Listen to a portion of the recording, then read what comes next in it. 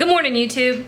All right, Bladen's been hitting the gym again, and that means he wants nothing but protein. In this case, he's requesting kind of a retro classic. He wants Cowboy Stew, which is okay with me because it's delicious and the rest of the family thinks it's fabulous. All right, let's cook, y'all. We got a family to feed. Yes. If you're hungry, you have to hush so that I can shoot this video. I know. All right, so I don't know. I think I've said before, I am not entirely sure that Brian is capable of not talking, but sure I am. We're gonna, no, you're not. But we're gonna see. We're gonna see how this goes. Bladen, for a while now, has been requesting Cowboy Stew, which kind of cracks me up because honestly, I think Cowboy Stew came about when somebody stood in front of her refrigerator and was like, I don't have any idea what to make with all this stuff, so I'm just gonna dump it all in a pot. And it worked out. It turned out to be great. No, that's not your method, Brian. Brian will make, oh my God. Y'all don't even wanna know how he cooks. It's scary. It really is. All right, so we have a couple pounds of ground beef. I have a big stock pot. I'll turn around and show you. It's the big purple one. I'll show you in a second. But I got a couple pounds of ground beef. This was ground round. It was on sale. And I'm gonna stick it over here to brown. And then here I have, this is nothing but a kielbasa, okay? Which is, most are made with beef and pork. That's what this one is made from. And you can cut it whatever size you want. I tend to think of this as bites that will fit on a spoon. Now that school has started back, the kids are going 5,000 different directions. Bladen has actually gotten a job. Haha! Lance has started UT. Ricky starts school on Monday. Noah starts today. I guess Zach and Caleb go Monday. Yep. Younger kids have all started high school already. Elementary has started. Middle school started. Anyway, the kids are going a million different directions. Kenzie's got gymnastics. We've still got chorus. Joey has a football playoff on Monday. Division champs. Ha ha ha. Yes, pretty proud of him. So there's a lot going on, and one of the things that I like to do so that the kids don't start eating junk food, we don't want that. One of the things I like to do is I will have a big batch of something ready so that even though I will have 7 different meal times tonight, right? But I still want them to have home cooked food. I still want them to have something filling and nourishing. Oh, thank you. I got a new light bulb. All right, so this kielbasa, cut it however size you like it. I know folks that like to make big chunks. And actually, that's one of the things I need to do for Levi better. He likes chunkier chunks in his chicken noodle. He told me that. I make my vegetables smaller than he likes, so we're gonna work on that. All right, so kielbasa, and we're just gonna cut it up whatever size you like. We're gonna focus. There we go. And you can hear the ground beef is already starting to sizzle. Oh, no, we're gonna get the side of the pan. All right, hang on. We'll work on that. Now, the ground beef was, what, 85-15, so not a whole lot of fat is gonna render out of that. However, a lot will render out of that kielbasa. So all I'm gonna do is stir this and stir it until everything is nice and brown. And I'll come back and tell you what that looks like when we are ready. I really need a better way than just showing you all the side of the pot. Okay, so I did brown everything off. Here we go. And drained off all the excess grease. Not a lot of it comes out of that much ground beef, but the kielbasa releases a lot. Let's come back here. Does that help? Not too much. Okay, we'll see. All right, so let's add our next layer. I have 1 yellow onion that I diced, and that is about 1 bell pepper. These were actually those small snacking peppers. They're kind of thin skinned, but they got great flavor. And I need to use them up. So that's why I've got that kind. You can use whatever you like. And then I've got minced garlic, and I like to mince garlic and store it in a little bit of olive oil, it's easy to just pull out what you need that way. Now, I'm going to add a couple things. Taquita, what is the matter? Now, we are going to add some tomatoes. We're going to add some of the Rotel type tomatoes, the ones that have the chilies already mixed in them. But my tomato plants are producing. So I had about 3 good-sized Roma tomatoes that I diced up. Just there, homegrown tomatoes. You can add an extra can of tomatoes if you want. I'm going to use 2 cans. Plus the diced up homegrown tomatoes, which is about a can worth. You can also add a jalapeno if you want to throw a jalapeno into this.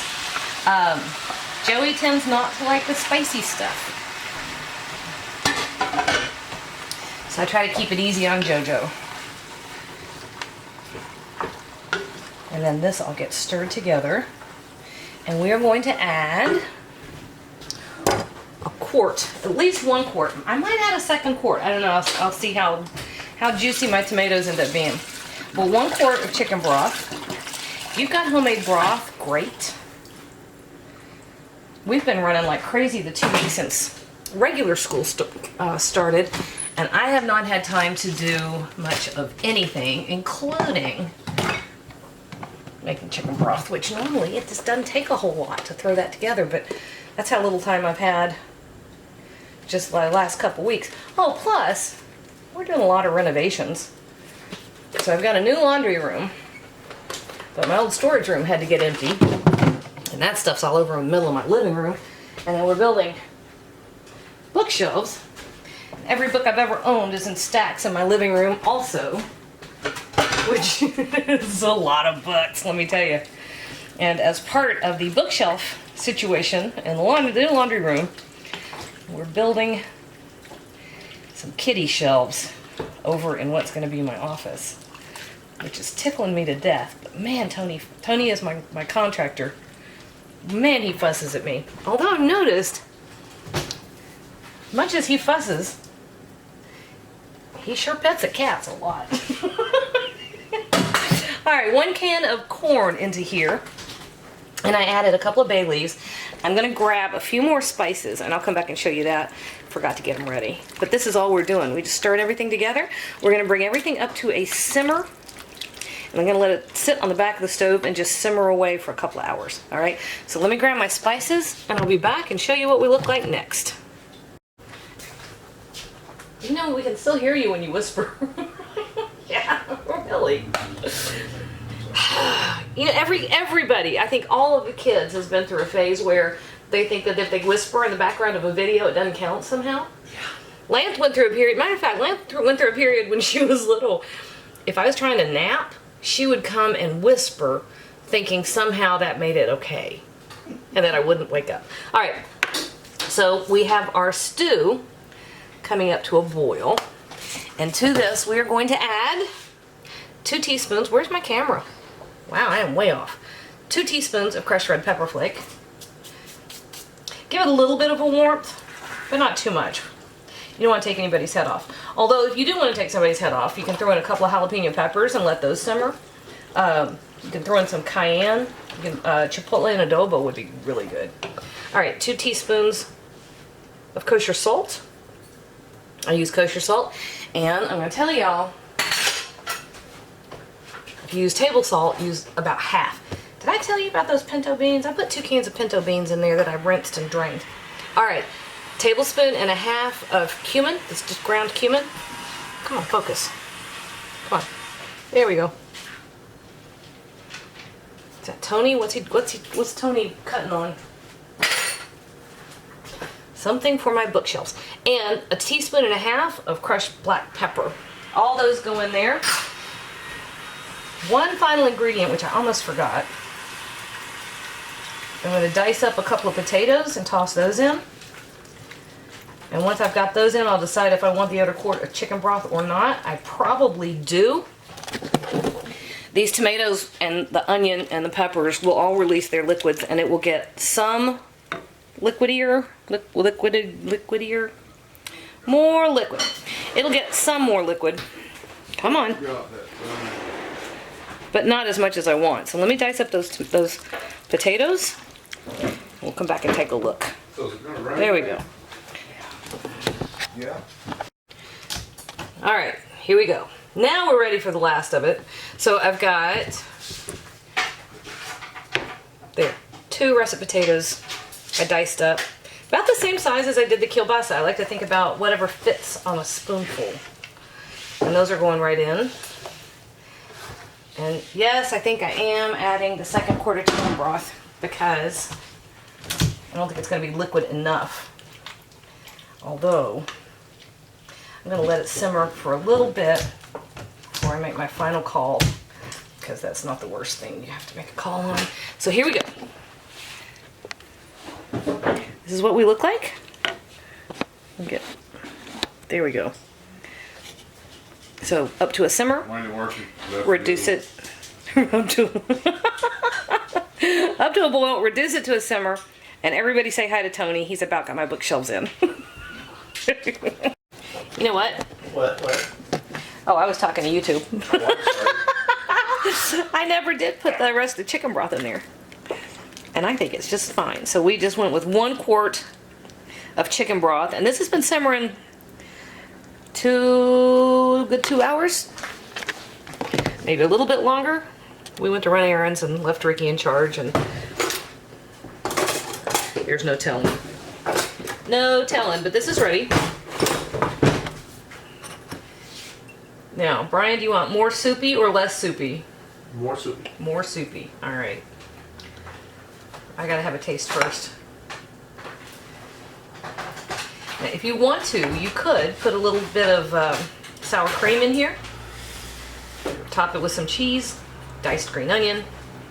I am gonna let it just the way it is. Let's see. There we go. There we go. All right.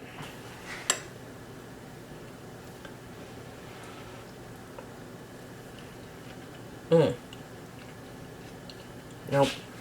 Just the way it is pretty daggone good.